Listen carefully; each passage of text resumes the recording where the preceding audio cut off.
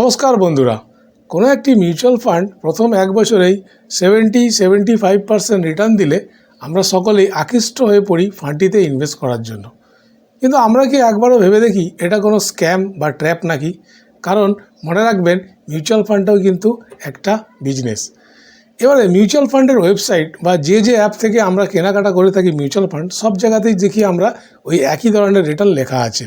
এবং আমাদের কোনো পরিচিত যদি কেউ ফান্ডটা অ্যাকচুয়ালি কিনে থাকে, তাহলে তার পোর্টফোলিওতেই ওই হাই রিটার্নটা আমরা দেখতে পাই।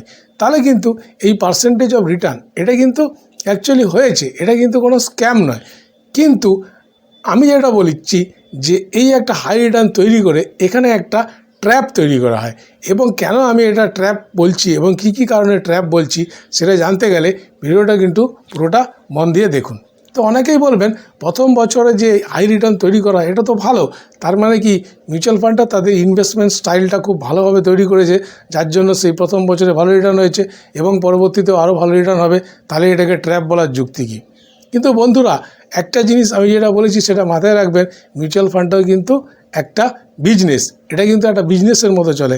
সেই বিজনেস মাইন্ডটা কী, মাইন্ডসেটটা কী মিউচুয়াল ফান্ডের, সেটা কিন্তু এই ভিডিওতে আমি ধীরে ধীরে আপনাদেরকে বোঝানোর চেষ্টা করব। তো কোনো একটি মিউচুয়াল ফান্ড যখন প্রথম বছর তৈরি হয়, সেখানে সেই মিউচুয়াল ফান্ড কোম্পানির টার্গেট হয় একটা ভালো রিটার্ন জেনারেট করা। এবং এই যে একটা ভালো রিটার্ন জেনারেট করলো, এই ভালো রিটার্ন জেনারেট করার জন্য তার পরবর্তীকালের জন্য ফান্ডটার কী ক্ষতি করলো, এই যে প্রথম এক বছর ভালো রিটার্ন জেনারেট করলো, এর জন্য ফান্ডটার কী ক্ষতি করে ফেললো এবং সেই ক্ষতিটা কতদিন ধরে থাকবে, সেই ব্যাপারগুলো কিন্তু আপনি এবার বুঝে নিন। তো প্রথম বছর এরা কী করে না, একটা ভালো রিটার্ন জেনারেট করার চেষ্টা করে এবং সেই ভালো রিটার্ন জেনারেট করলে অনেকে ফান্ডটার মধ্যে টাকা দেয়, ফলে ফান্ডটা কিন্তু বড় হয়, মানে কালেকশানটা অনেক বেশি হয়। কালেকশান বেশি হলে এদের ইনকাম হয়, এদের প্রফিট হয়, এদের ইনকাম হয়। আর অনেকে যখন ফান্ডটা এক বছরের মধ্যে অনেকে ফান্ডটাতে টাকা জমা দেয়, বাকিরা দেখে তারাও আকৃষ্ট হয়, তারাও আসে, তো ফান্ডটা গ্রোথ করতে অনেক সুবিধা হয়। এবারে আমরা দেখছি যে এই প্রথম এক বছরে কি এটা ছলা কলা কৌশল নিয়ে এই এত ভালো এরা জেনারেট করে দেয় রিটার্নটা।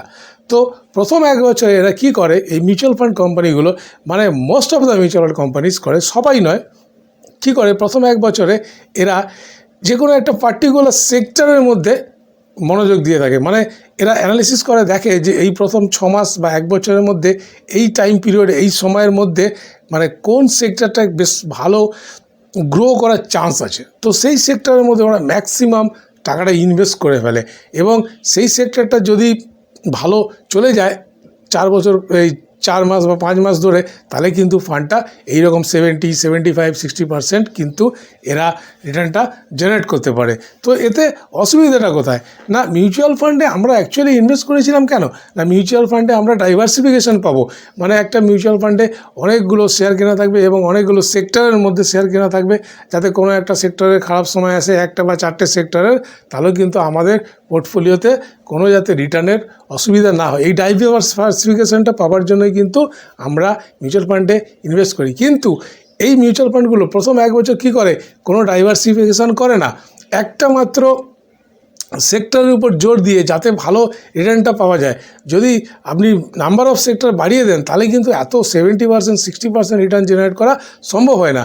এবং এরা একটা ক্যালকুলেটিভ রিস্ক নিয়ে নেয় যে এই সময়ের মধ্যে এই সেক্টরটা যদি একটা সেক্টরের মধ্যে ইনভেস্ট করি, তাহলে কিন্তু এই জিনিসটা আমরা একটা ভালো রিটার্ন জেনারেট করতে পারবো। এবং সেবি, মানে যে রেগুলেটরি বডি সেবি, সে কিন্তু এই ব্যাপারটা জানে যে এই বিজনেসটা এইরকম হয়। সেই জন্য তার কিন্তু একটা রুল আছে যে কোনো মিউচুয়াল ফান্ড কোম্পানি একটা কোনো সেক্টরের উপর ম্যাক্সিমাম 25% তার টাকা ইনভেস্ট করতে পারে একটা সেক্টরের উপর, এবং যে কোনো একটা পার্টিকুলার শেয়ারের উপর 10% তার টোটাল টাকার ইনভেস্ট করতে পারে। সেবিএর রেগুলেশনটা আছে, কিন্তু এই রেগুলেশনটাকে বুড়ো আঙুল দেখিয়ে এই মিউচুয়াল ফান্ড কোম্পানিগুলো একটা সেক্টরের উপরে প্রচুর ইনভেস্ট করতে পারে। তাহলে কীভাবে করতে পারে, একটা সেক্টরে যদি 25% ইনভেস্ট করার রুল থাকে না, এরা কী করে অ্যাকচুয়ালি এই সিস্টেমটাকে বাইপাস করার জন্য, ধরুন আমি একটা এক্সাম্পল দিচ্ছি, এরা ধরুন ঠিক করলো যে এই বছরটাই ব্যাঙ্কিং সেক্টর, এই ব্যাঙ্কিং সেক্টরটা ভালো গ্রো করবে। তাহলে কী হলো, সে ব্যাঙ্কিং সেক্টরের সব শেয়ার নিতে থাকবে, কিন্তু ব্যাঙ্কিং সেক্টরের শেয়ার নিতে গেলে কি ম্যাক্সিমাম ওই সেক্টরে 25% নিতে পারবে। কিন্তু এরা কি করে, এই ব্যাংকিং রিলেটেড আর যেগুলো সেক্টর, মানে কোনো আইটি সেক্টর নিতে পারে, যে আইটি সেক্টর কিনা শুধু ব্যাংকিংয়ের সিস্টেমের উপরে কাজ করে, তাহলে সেই আইটি সেক্টরটা তো সে নিয়ে নিল, তার মানে কি সে পুরো ব্যাংকের উপর ডিপেন্ডেন্ট সেক্টর। আরও কতগুলো কোম্পানি আছে যেগুলো ব্যাংকের পুরো ট্রানজ্যাকশন সিস্টেমের উপরে কাজ করে, সেই সব শেয়ারগুলোকে তারা কিন্তু নিতে থাকে। পুরো banking related, directly indirectly banking related যে শেয়ারগুলো, যে সেই সেক্টরগুলো, সেগুলোও কিন্তু নিতে থাকে। ফলে কী হয়, সেবি রুলটা সে কিন্তু কিন্তু অ্যাকচুয়ালি সে কিন্তু একটা সেক্টরের মধ্যেই পড়ে থাকে, এবং এই এক বছর এই সেক্টরে পড়ে থাকার জন্য তার কী হলো, যদি ওই বছরটা অ্যাকচুয়ালি ওদের অ্যানালিসিসটা ঠিক হয়, তাহলে কিন্তু এই ফান্ডটা গ্রোথ করে যায় খুব ভালো, 60%, 65, 70, 75 এরকম একটা পার্সেন্টেজের রিটার্ন পেয়ে যায়।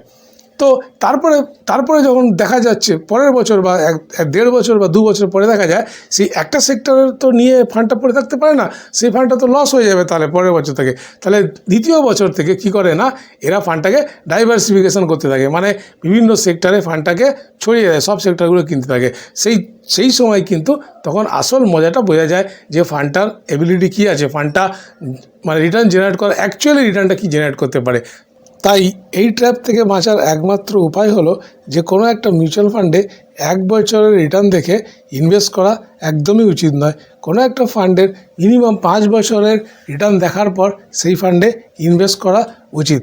ভিডিওটা যদি ভালো লেগে থাকে তাহলে কমেন্টস করে জানাবেন, আর আপনার যদি কোনো পরামর্শ থাকে তাহলে অবশ্যই লিখে জানাবেন। লাইক এবং সাবস্ক্রাইব করে চ্যানেলটিকে গ্রো করতে সাহায্য করবেন। আজ এই পর্যন্তই, নমস্কার।